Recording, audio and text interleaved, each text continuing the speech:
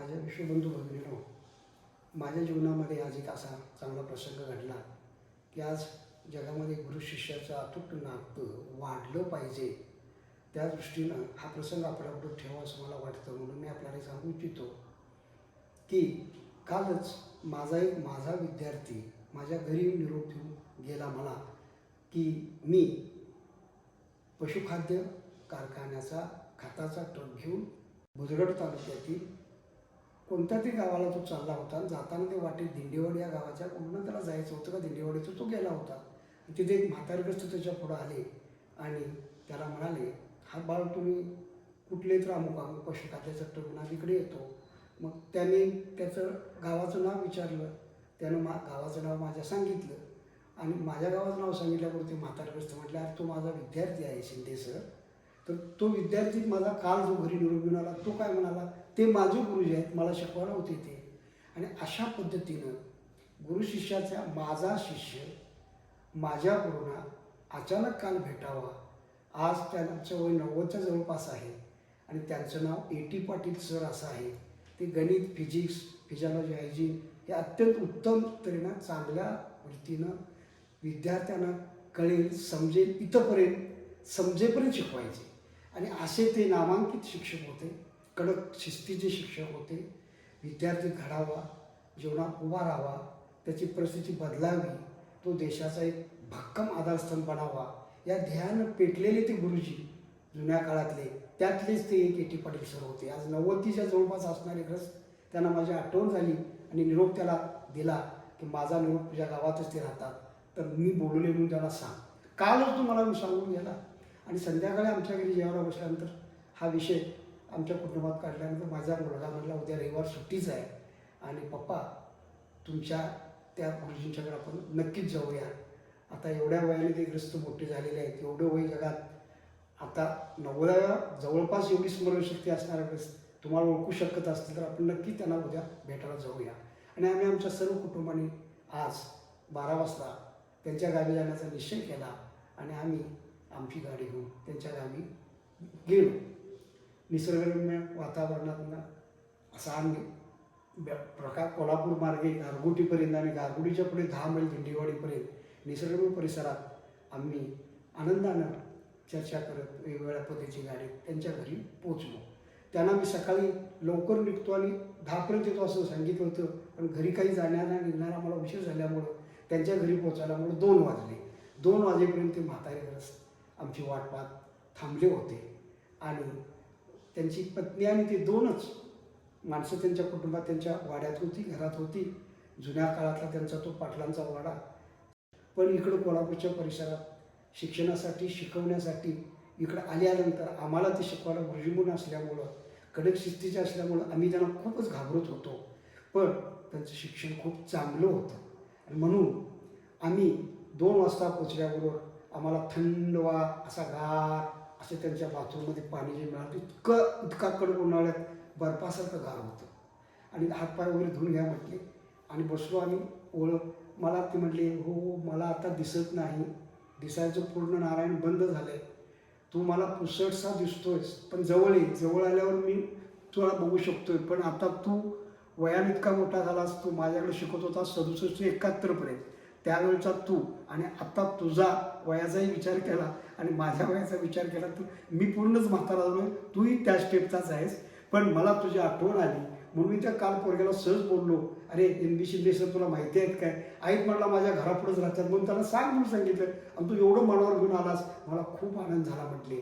आणि मग गप्पा रंगल्या आणि गप्पा रंगल्यानंतर सरांनी आपल्या काही शिकवण्याच्या जुन्या आठवणी आम्हाला बघताक्षणीच आम्ही केलेल्या खोडी याच्यावरची आमची रंगात गप्पा मारत बसलो. समोरच त्यांच्या गल्लीत काही बाळूमामाचा रथ आला होता आणि त्याचाही गाजावाजा चालू होता. त्यातनं मग आमची आज चर्चा सुरूच होती. चर्चा रंगत असताना मी म्हणलो, सर तुम्हाला ऐकायला येते का? दिसत नाही म्हणताय तर काम चांगले आहे.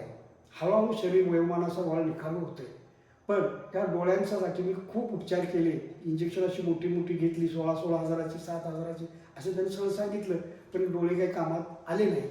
वयोमानानुसार ते होतच असतंय, म्हणजे म्हातारपण इतकं अतूट असतंय आणि त्या वेदना एक अवयव निकामी होत जातात, त्यावेळी त्याची किंमत कळत असते. हे त्यांच्या सरांच्या बोलण्यातनं लक्षात आलं. पण त्यांचा आवाज वर्गात होता तसाच आहे.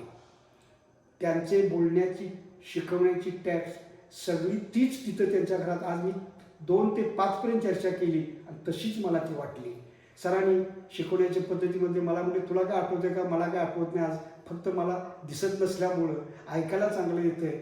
मग तू माझ्या काही आठवणी माझ्या बायकोला कळतील असं सांगता ते तुला काय आठवते सांग. मी म्हणलो सर तुम्ही उत्तम कॅरम खेळत होता, फुटबॉल खेळत होता, कबड्डी खेळत होता, व्हॉलीबॉल खेळत होता आणि कॅरम तुम्ही एक्सपर्ट होता तुमचा. ती राणी किक मारायचं फोडला तुम्ही कॅरमचा चौकोन की 3 ह्याच्यामध्ये त्या पिसात 3 जायच्या आणि तुम्ही एकदा तुमच्या हातात ती राणी आली की जवळपास 5-6 पिसा तुम्ही घालवणारच. मगच दुसरा डाव मिळायचा. एकदा जर विषयाने तुम्ही खेळला तर एका डावात तुम्हीच डाव संपवत होता. आम्ही सगळे विद्यार्थी समोर बघत होतो. इतका कॅरम तुमचा खेळ चांगला होता सर. मग व्हॉलीबॉल तर तुमची सर्व्हिस एवढी चांगली होती की तुम्ही केलेला सर्व्हिसचा बॉल पुढे घेता येत नव्हता आम्हाला. त्यात एवढा जोश होता, मारण्याची टेक्निक होती आणि ह्या सगळ्या चांगल्या गोष्टी तुमच्या ग्राउंडवरच्याही ऐकल्या. तुम्ही सायन्सचे शिक्षक, गणिताचे शिक्षक, पण क्रीडा शिक्षकासारखे आम्हाला वाटला. कबड्डी बी उत्तम खेळला. कबड्डीचे श्वास घेण्याची पद्धत, पाय पकडण्याची पद्धत, छुपा बाजूला कसं राहण्याची पद्धत त्या काळात सुद्धा तुम्ही आम्हाला सांगण्याचा प्रयत्न केला. आणि अशा पद्धतीनं तुमचं अष्टपैलू व्यक्तिमत्व, सगळ्या अर्थानं सर्व विषयाचा अभ्यास असणारं व्यक्तिमत्व होतं. तुमची भीती आम्हा सगळ्या शाळेतल्या मुलांना होती. कारण तुमचा कडक दरारा, शिकवण्याची पद्धत चांगली आणि कळेपर्यंत शिकवणार. समजलं नाही तर समजलं नाही म्हणून सांगा म्हणणार आणि समजलं म्हटलं तर त्या मुलग्याची परीक्षा घेणार, नाही म्हटलं तर त्याला मार्क देणार. तुमच्या मार्गात मुलं खूप घाबरत होती. आणि तुमचा गणितासारखा विषय, सायन्ससारखा विषय आणि 11वी जुनी होती त्या काळात आणि त्यावेळेला तुम्ही मलासुद्धा जीवनात उभा करायसाठी मदत केली की गणिताचे तास माझे घेतलेत, माझ्याकडून फी घेतली नाहीत आणि त्यामुळे मी गणित घेऊन यशस्वीला चांगल्या मार्कानं पास झाल्यामुळंच मी D.Ed झालो आणि शिक्षक झालो आणि पुढं मग माझ्या क्वालिफिकेशन वाढवत गेलो. BA झालो, B.Ed झालो आणि माध्यमिक शाळेमध्ये आणि उत्तम पद्धतीचं काम करून मला आदर्श पुरस्कारही मिळाला. त्याचं सगळं श्रेय तुमचं आहे असं बोलताच त्यांच्या चेहऱ्यावर हास्य निर्माण झालं. काय सांगतोयस म्हणले, तुझी तुला आठवतोय तुला? होय म्हटलं सर मी बोलतोय सगळं खरं आहे. तुम्ही हे सगळं शिकवलंय, तुम्हाला ऐकायला येते ना, मग ऐकतोय, पण मी दिसत नाही रे नारायण. बोलतोच ते खरं आहे, मला आवडलं. तुझी स्मरणशक्ती चांगली आहे. मग आपले काही प्रसंग त्यांनी, आपले काही किस्से इतके मजेदार सांगितले.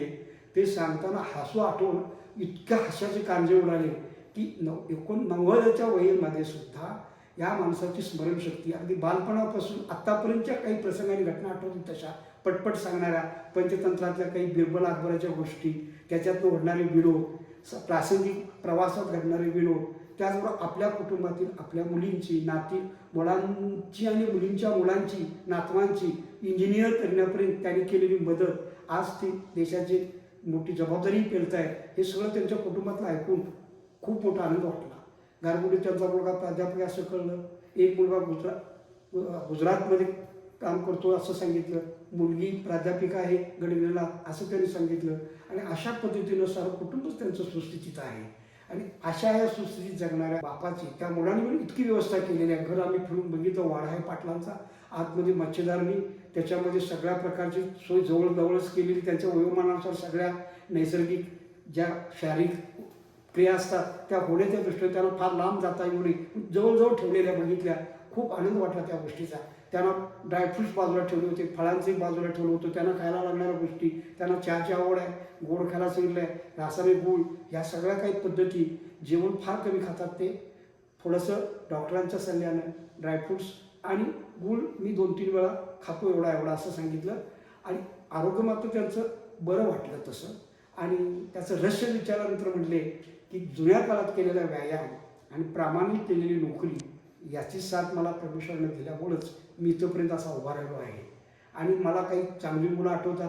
मग माझ्याबरोबर माझ्या वर्गातल्या काही 8-10 मुलांची नावं त्यांनी घेतली. ती कशी लोक आहेत तर त्यातली जवळपास 5-6 मुलं वर गेलेली आहेत असं म्हटल्यावर त्यांच्या डोळ्यात अश्रू पण आले. अशा पद्धतीनं उत्तम शिक्षक आज ज्यांना मला ज्यांनी घडवलं ते A.T. Patil sir physiology hygiene शिकवत होते. फिजिओलॉजी हायजीनला मला खूप 71ला जुन्या 11वी यशस्वीला खूप मार्क मिळालेले आहेत. त्याचं रहस्य कारण सर रंगीत खोडून यायचे आणि फिजिओलॉजी हायजीनमध्ये असणाऱ्या सर्व शरीरशास्त्राच्या डोळ्याची आकृती, कानाची आकृती, हृदयाची आकृती, मूत्रपिंडाची आकृती, त्वचेची आकृती, सगळ्या आकृत्या विविध रंगामध्ये काढल्यामुळं ते आम्हाला जसंच्या तसं आमच्या मेंदूमध्ये उमटलं जायचं आणि स्थिर व्हायचं आणि त्या परीक्षेमध्ये आम्हाला तो पेपर लिहिताना कसलीही अडचण यायची नाही. तसंच गणित पण उत्तम शिकवायचे, बीजगणित शिकवायचे, अंकगणित शिकवायचे. बीजगणितामध्ये सरळ रूप द्या वगैरे ह्या त्या काही कल्पना होत्या त्या त्यांनी इतक्या सुंदर पद्धतीने आम्हाला शिकवल्या, काय बोलायचं काम नाही. मी त्यांना ते सांगितलं की तुम्ही आम्हाला हमखास 32 प्रमेय आहेत, त्यातले 15 प्रमेय मी तुम्हाला देतो, त्यातले 3 प्रमेय हमखास येतातच. तसे ते 15च प्रमेय तुम्ही पाठ केला, ज्याला काहीच गणित येत नाही त्याला 15 मार्क तरी नक्कीच मिळणार म्हटले. आणि 10 मार्काचा पहिला प्रश्न जो असतो त्याच्यातले तुम्हाला एक 5 प्रश्न बरोबर सोपे असतात, ते 10 मार्क तुम्हाला सहज मिळू शकतात, 25 मार्क मिळाले तुम्हाला. आणि इतर अंकगणितात 1-2 सोपे प्रश्न असतात, ते तुम्ही सोडवलं की सहज पास होऊन जात आहे. 35 मार्कानं गणितात पास व्हायचं अवघड नाही. पण मला जरा माझं गणित कच्चं होतं, त्यामुळं ह्यांचा मार मोठा होता, त्यामुळं ह्यांच्यापुढं भीती वाटायची जायला. तर त्यांनी मला बोलवायचे, तू बस गणिताच्या तासाला आणि गणित घे यशस्वीला. ऐच्छिक विषय असल्यामुळं गणित मी सोडायचा विचार केला होता, पण सरांनी गणित घ्यायला लावलं, त्याचा उपयोग मला माझ्या जीवनात झाला, म्हणून मी उत्तम शिक्षक बनलो. त्याचं सारस्य मी एटी पाटील सरांना देतो. आणि मला गणितात फक्त 36 मार्क मिळाले आणि मी फक्त 38 मार्काचा पेपर सोडवला होता. त्यांनी काही टेक्निक दिलं होतं त्या काळात, त्या टेक्निकच्या पद्धतीने गेलो होतो. कॉपी हा प्रकार नव्हता, काय मागं सुद्धा बघू देत नव्हते. हा प्रकार मी 71ला यशस्वी परीक्षा दिलेला माणूस आहे. आणि अशा पद्धतीनं एटी पाटील सरांच्या घराला आज भेट देऊन भेटल्यानंतर या सगळ्या जुन्या आठवणी जाग्या झाल्या. आणि त्यातनं मला माझा शिष्य माझ्या गुरूंना भेटण्यासाठी काल गरीब दिला आणि ही आनंदाची भेट घडवून आणल्यामुळं सरी आनंदी झाले, सरी खूप खुश झाले. त्यांनाही असं बरं वाटलं. म्हटलं आलास तर कधीतरी येत जा. मी म्हटलं तुम्ही माझ्या घरी या, आता काय मी चालू शकत नाही, मला दिसतच नाही, मी जाऊ शकत नाही, मलाच या भागात आलास तर कधीच भेटून आलास तर बरं होईल. आणि काही बाहेरगावच्या आमच्या हायस्कूलमध्ये जवळपासच्या अर्धा खेड्यातली मुलं होती, त्यातल्या बऱ्याच मुलांची नावं सरांनी सांगितली आणि ती सगळी मुलं वर गेलेली आहेत, सरांची त्या काळात शिकवलेले विद्यार्थी. आणि आमच्यासाठी काही मोजके लक्षात आहे, त्यातला मी आहे हे म्हटल्यानंतर म्हटले त्याला मला भेटायला पाठवून दे त्या काल माझ्या विद्यार्थ्याला. आणि मी आजच लगेच त्याला भेटायला गेलो आणि खरं वाटलं त्याला की बाबा अजून आहेत बाई चांगले माझे विद्यार्थी. आणि त्यांना त्या गोष्टीचा खूप आनंद वाटला. अनेक विद्यार्थ्यांचे मी त्यांना माहिती दिली, विचारलेल्या सांगितले माझ्या नजरेतले, आणि त्यांनी शिकवलेले माझे वर्गमित्रसुद्धा त्यांच्या गावात, त्यांच्याच गावातली मुलं आमच्याही शाळेत शिकायला येत होती. दिंडेवाडीची एक वर्गच तुकडीच त्यांची असायची. त्यातले बरेच विद्यार्थी मी त्यांना विचारले, त्यातले बरेच विद्यार्थी मला आज येताना भेटले पण. आणि तेही सगळे आता वयस्क झालेले आहेत, सगळ्यांची केस वगैरे पिकलेले आहेत. त्या काळात आम्ही 8वी ते 11वीच्या दरम्यान तरुण असताना भेट आमची असायची. आणि त्याच्यानंतर आज कितीतरी वर्षाने 71 नंतर आज गेलो, म्हणजे मधला अंतर किती वर्षाचं आहे.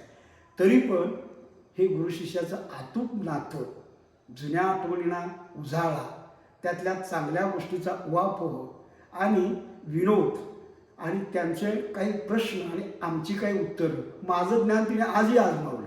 मला 2 प्रश्न विचारले, कैवल्य शब्द म्हणजे काय तू नारायण सांग, कैवल्यचा अर्थ तुला काय माहिती आहे. मी बोललो हा, की आनंद मिळतो तो मोक्ष म्हणजे कैवल्य. आज तुम्ही ज्या जन्माच्या स्टेपला आलेल्या वयाच्या, ती स्टेप ही कैवल्याची स्टेप आहे, मोक्षाची स्टेप आहे. ह्याला मोक्ष म्हणतात. म्हणून शांती, कशाचाच काही विचार डोक्यात येत नाही, शांत राहावं असंच वाटतंय. आणखी एक प्रश्न त्यांनी मला विचारला, पुण्यश्लोक म्हणजे काय आज. मग मी म्हटलो पुण्य पवित्र कर्म करणारा माणूस, की जे नाव घेताच ज्या माणसाबद्दल आनंद वाटतो भेटीचा, असा माणूस म्हणजे पुण्यश्लोक. सरांना बरोबर उत्तर दिल्याचा आनंद झाला. मग नंतर त्यांनी काही आपले विनोद सांगितले, शिकांचे विनोद सांगितले, हास्य विनोद सांगितले जुन्या पद्धतीचे. त्या हास्य विनोदांच्यामध्ये किती अश्लीलता काही नव्हती, पण हास्य मोठं होतं. ते सुंदर विनोद आणि सुंदर चर्चा आणि जुन्या काळातला हा शिक्षणाचा उजाळा आणि हे गुरु शिष्यांचं अतूट नातं आजच्या काळात दुर्मिळ आहे, म्हणून मी जगापुढे ठेवतोय.